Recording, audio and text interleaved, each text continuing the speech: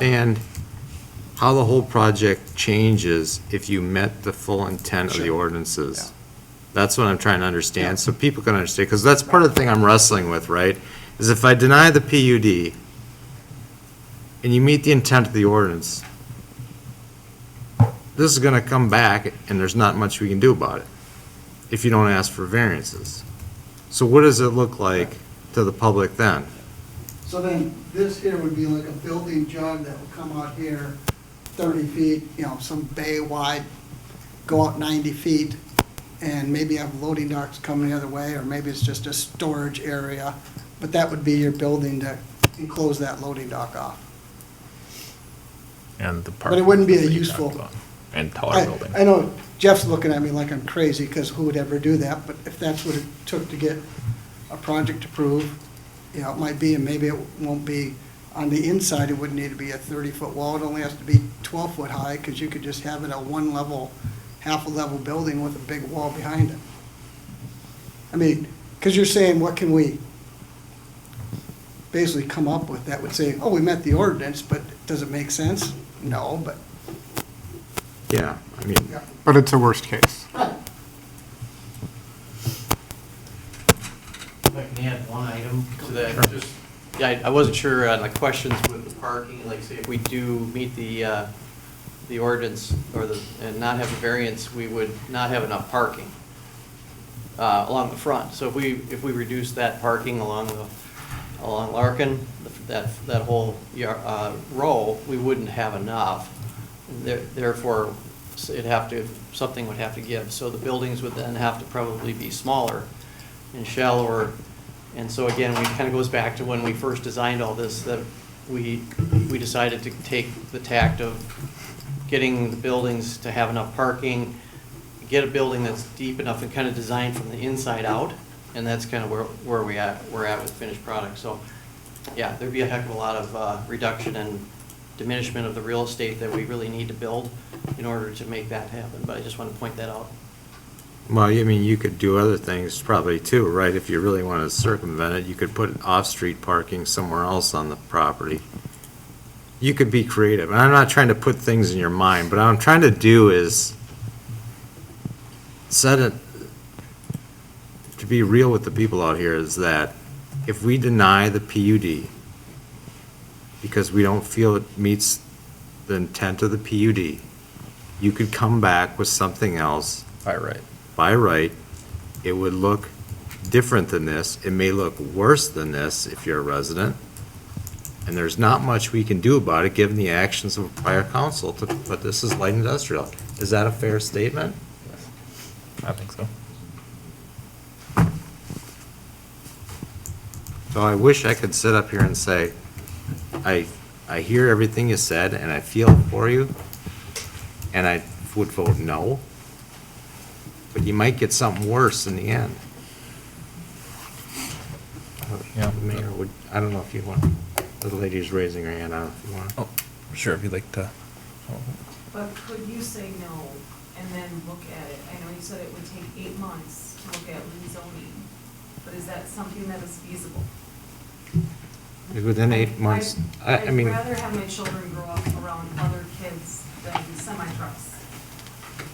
Yeah, I should probably clarify, just as a point of order, we generally don't get in back and forth conversation with council, And I'll but be My mistake, I appreciate it. I hear what you're saying. The likelihood is they would probably change their plan and be done, and it would be done before Christmas. And there's nothing we could do about it, Thank you for your honesty. so. And you're right. On my part, again, we don't do this to see 8 units per acre on 70-some acres, that's 560 dwellings across the street. The traffic studies and all of that stuff, those numbers are 5,600 trips a day into a medium-density property like that. This being what it is, and the traffic numbers would be less, but there'd be a few more semis coming, obviously. So just all kinds of things we think and talk about. We don't talk, we can't talk until we get here. And we've had, since Saturday, we got our packet to look at this because of the holiday and those kind of things. So we've chewed on this for a long, long time. And it's great that you're giving us input and your thoughts. We appreciate it very much. To your point, Ellen, I think there are significant improvements that have been made from what it could be by right and from what we saw in the first version that would not have to be there if it wasn't a PUD.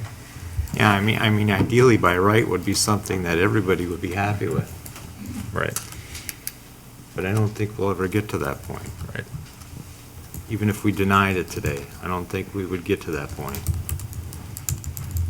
I honestly think that if their mind's made up that they would want to be here, they would come back and they would put it back, as he said, they would reduce the row of parking, you wouldn't see any more shrubs, and your building would go to 40 feet, because it's more 45. marketable for them. 45. 45 feet. They would move it over, put a full building out there to meet the intent of the landscaping. And to the point you brought up about the 2040 comp plan, I doubt anybody in the city thinks about the colored spot on a map, what it means to them in 20 years when they talk about it. Because I know, I never thought about it when I moved into my property, Yeah. what was going to be north of me.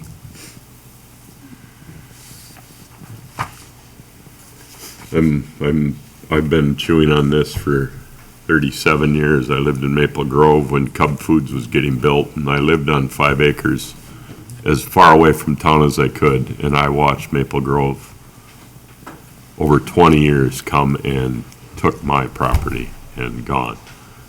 And I said I'd never do this again, be that involved with the city, and my wife and daughter persuaded me, and this is not fun times right now, but I want to do what our comp plan is, those kind of things. We got to be responsible. We've got to do it well, and be nice if we could figure out a way to keep our taxes down, but that's a whole nother discussion. So it's not something I take lightly. I'm a citizen just as you guys are. It just, I wanted to be part of this to make good calls, good decisions based off of a lot of things. And cut me off, Mr. Mayor, if you want, but the property to the north of City Hall and such, that big parcel and such, there are tremendous limitations there because of where it's at as far as the wetland and where the water table is and those kind of things. Build a building like this, it would sink. It would be, we've looked at all of those things. And not to bring up a really sore subject, but the Hennepin transfer station, that was eminent domain. No one up here wants to do that, period. Don't know if you were involved. We are not Wright Hennepin's favorite because of what we put them through and such, but to rezone that whole area, we've got a plan set up for our downtown residents, all of those things. It can come really fast, or we could say no to PUDs. Again, a PUD, for me to say yes, it's got to be better than what the ordinances are written. So I'll shut up. No, that's I did, this is extremely difficult decision, and it impacts more than just the people in here right now. So thank you for listening. I think maybe we should discuss a couple of things that were brought up in conversation, specifically about some of the side and secondary frontage that staff mentioned in the staff report. Yeah. About what we could add as a condition or add in the resolution to enhance that,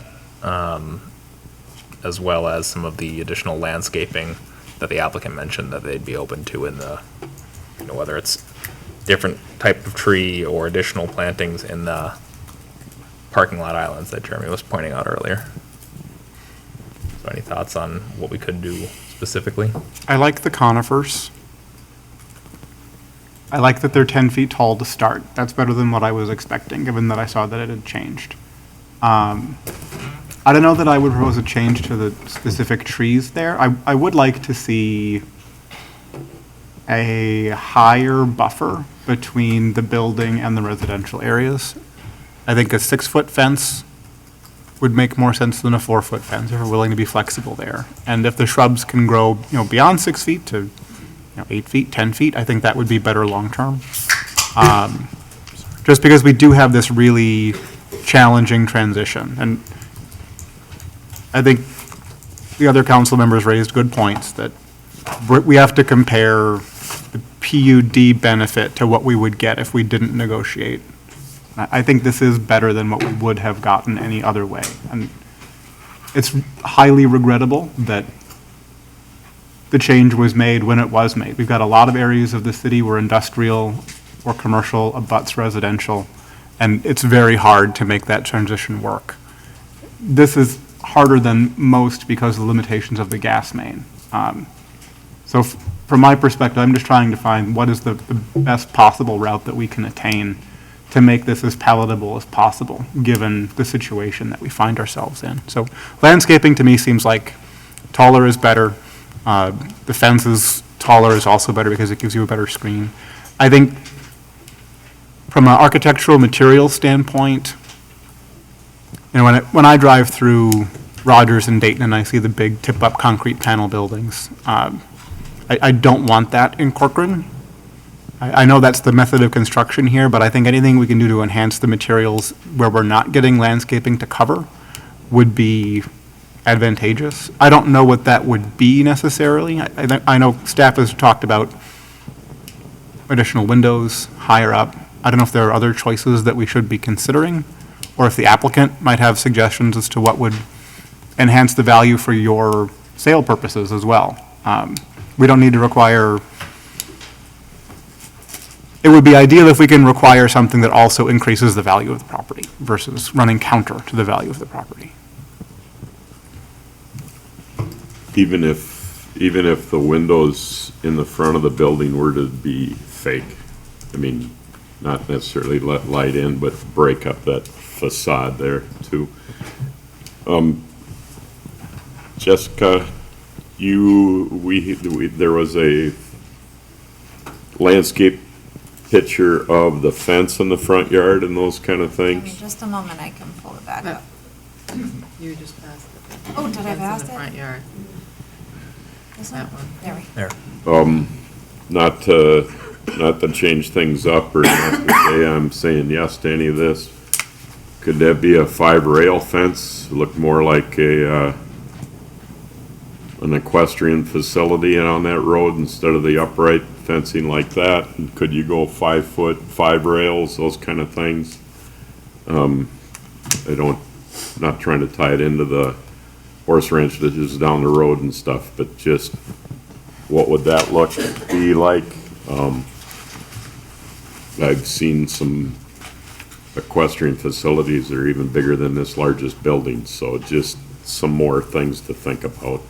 I know the developer is listening very, very loudly, or very, very quietly and such, but just some of those things to make it more palatable.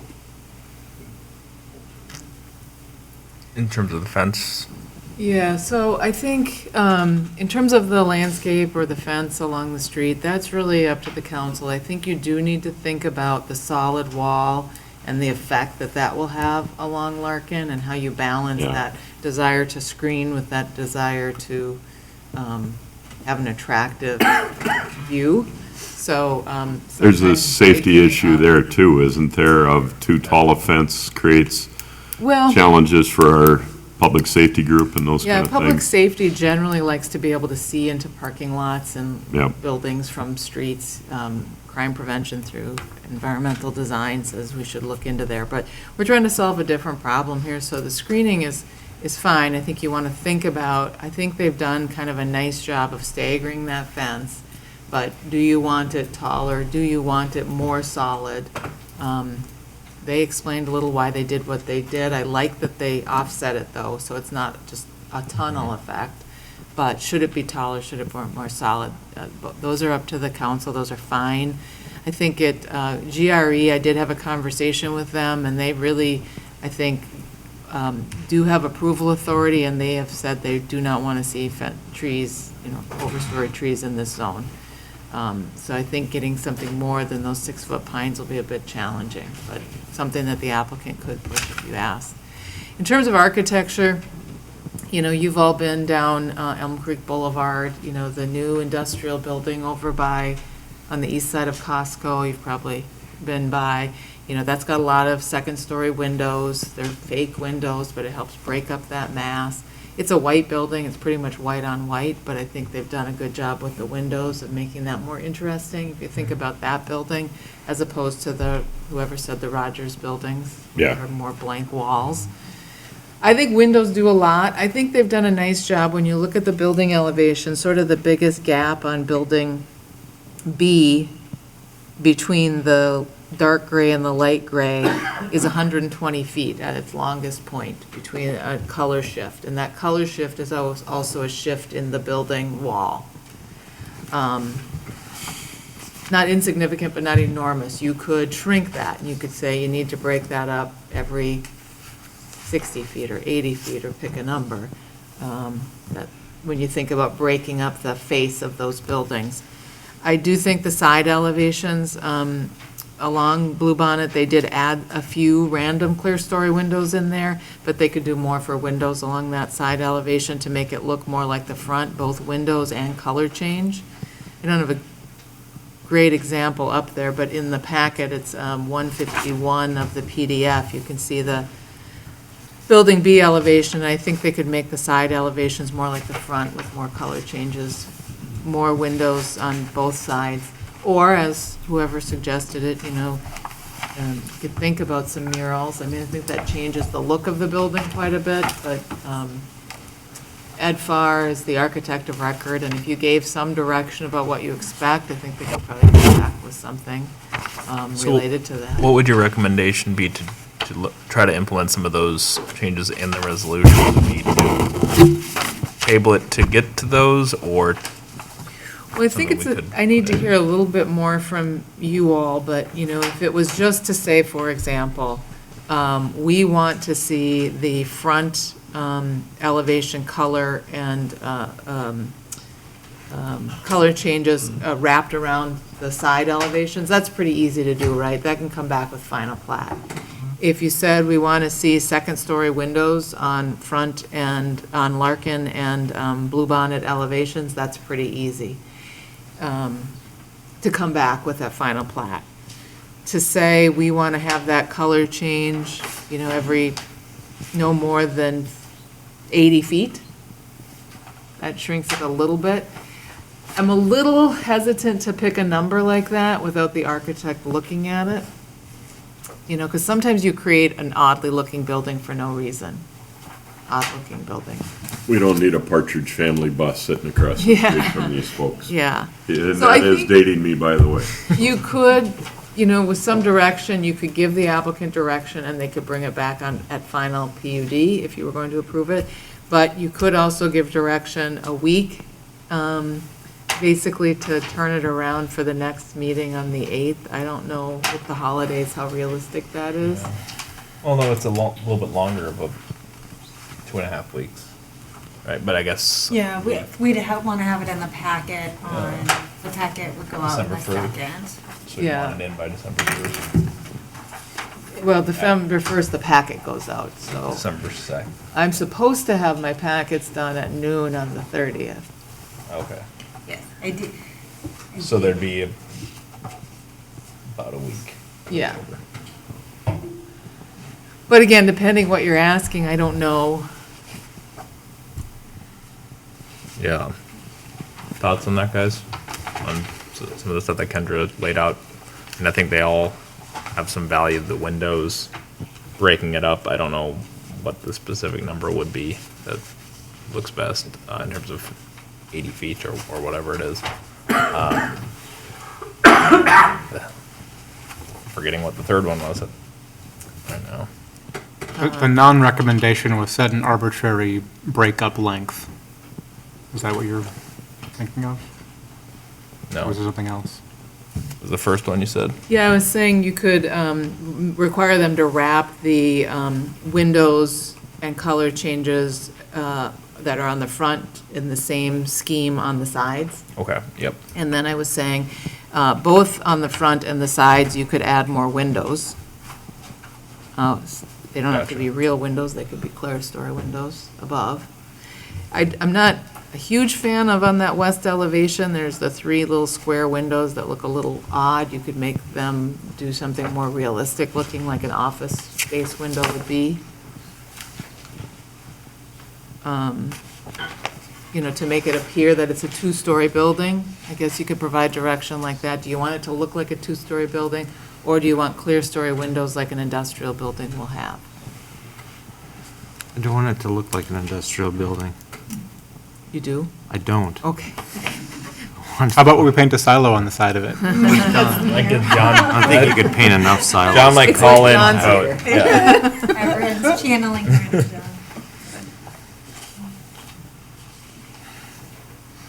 But in terms of support of adding some of that language, well, got one head nod.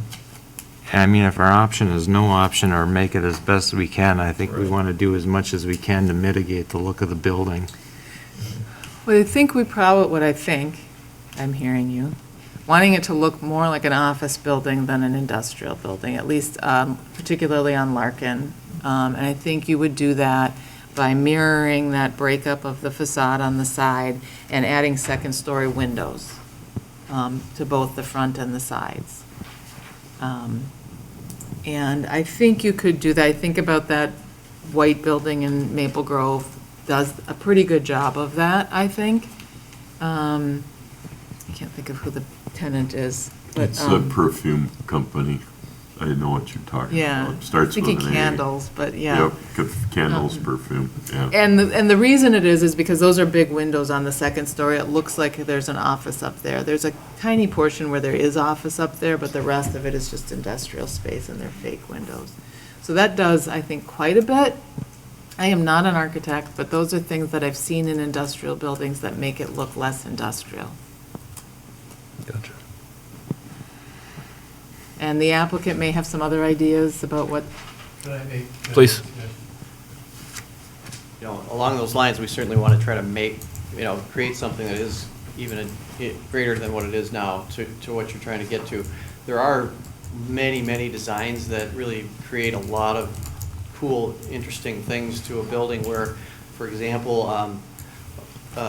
from floor to ceiling, glass units that would break up the buildings where the entry points are, could really soften up and change the fronts of the buildings. I think when you put a bunch of windows, if you look at the buildings in Maple Grove, they look like they've just been chopped up. Yep. There's so much surface area that has been broken, and it just looks like a honeycomb.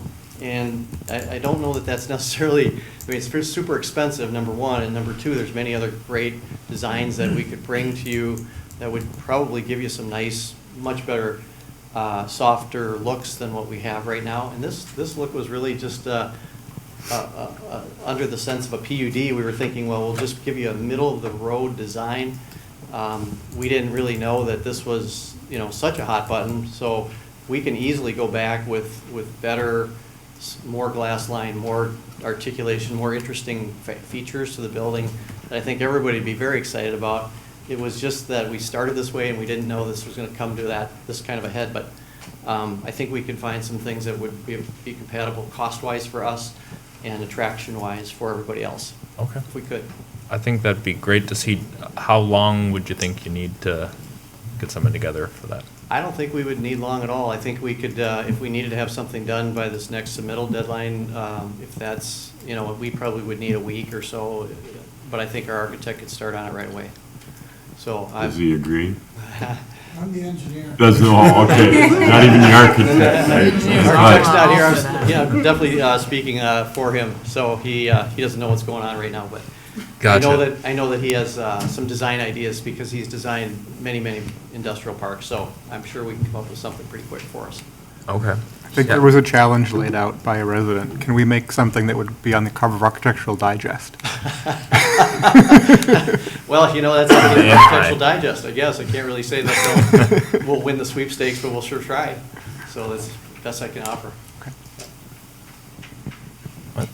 I don't, Natalie had her hand out like that, Oh, she's just stretching, or, I mean, the only thought I had, so when we say a week, you think you could have something by Monday? Because that's when Kendra would probably need it. Correct me if I'm wrong. by Monday. You said the 30th. Well, my packet's due the 30th. I should probably look at it And do put a a packet report. for you. We together. could, So we kind of need as it long as Tuesday we morning. got the packet materials by the end of the day on the first. If not, the only thing would be that we may need an extension from the applicant beyond. I guess we'd have the 22nd. We'd have the Yeah. both meetings. Yeah. So if it got really delayed, maybe we'd need that. We could ask for that at the next meeting, but. So yeah, if you can get it in by that time for the next meeting, otherwise it'd be the subsequent meeting. Kendra, we need it by the 29th? Yes. By 8 AM, 29th.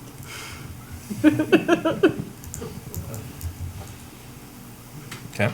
so with that, are we? I think we're about to. The only other Make a item motion to, was. Okay. the Do we need to give fence. guidance on the fence? Yep. I would think adding a foot in height would help. Is that 4 feet now? It's at 4 feet right now. And I don't know, I mean, it's a nice looking fence. Dean, you had some comments on what, no, I'd going with the mindset of rural and those kind of things, split rail, 5 rail type horse fence look, even though there's no horses here and stuff. Is there something better than, I see that as more of the front yard of a residential property. Is there that amenity that we could add to this look? what if we ask the applicant if there's any other options you could come show us, and with the guidance that I think we'd be willing to offer some flexibility in terms of opacity or height, if needed. We certainly would look at that. We'll try to bring back some new options that would address the idea that you're looking for. And we'll have elevations for you to take a look at. You can decide upon that. Perfect. So we'll bring that for the next meeting. Thank you. Thank you. All right, unless there's anything else, I will entertain a motion to I do see table. a hand, but I don't know if Oh. we want to answer that or not. If you could come up to the microphone, we'll just do, we like Alan mentioned, we normally don't do the back and forth, but I want to make sure everyone gets. If you don't approve this, why can they go back and kind of do whatever they want? That's what it sounded like. Is that what? I think, Said or- my point was, if we don't approve the PUD, Mhm. if they come back in compliance with the ordinance, we don't have any say in the matter. Is that correct? They just have to comply with the code. If they comply with the code, you have to approve it. So the reason we have so much say right now is because it's the PUD and we're able to try to get different flexibility. They're wanting certain flexibilities, we're wanting things to mitigate that. If they came back and just went, okay, here's what the zoning district is, we're gonna go exactly what that is, we don't have any discretion to say, you have to do this screening here, or this additional architecture, or this whatever. Okay, thank you. So, yeah, no problem. Can I say something? Sure. So that's probably a piece of information that a lot of people didn't understand before tonight. So I would love for you to email me your thoughts on that, because you know what we're constrained by. So I would love to hear if you like this, or if you rather have whatever they're gonna give you in place of it. Because that's kind of what my option is, Knowing the height difference, I mean, I think that's a pretty, knowing that. if it was going across the street from my house, I would rather have it be 30 feet than 45 feet. Absolutely. So my email's out there, my phone number's out there. I'd All of love our to hear cards from are you. up front. Yep, our cards are All of there. our information is there, folks. And hit John Bodema too, because Yeah, take 2 of his. Wasn't here. Send it to him twice, just for not being here tonight. Okay, so I will entertain a motion to table this item to the December 8th, I'm trying to think flexibility in case, well, I guess we could just take it and then table it again if the applicant doesn't. If we don't Yeah. put it on the agenda. Perfect, to table it to the December 8th council meeting. I so move. Second. All those in favor say aye. Aye. Aye. Opposed? 4-0. Thank you. Thank you, everyone. I appreciate you sticking Thank with you us for a guys for few your hours. input very much. Trying to get Everybody. the applicant, as well, trying to get this the best outcome Want to possible. hear from you, please. We get Let's 5 recess the minutes, Mr. meeting Mayor. for 5 minutes. You got all that drunk already? No, I just want. Oh. Recording stopped. Is it? Yeah. Gotcha, thank you. Appreciate it. Plug in.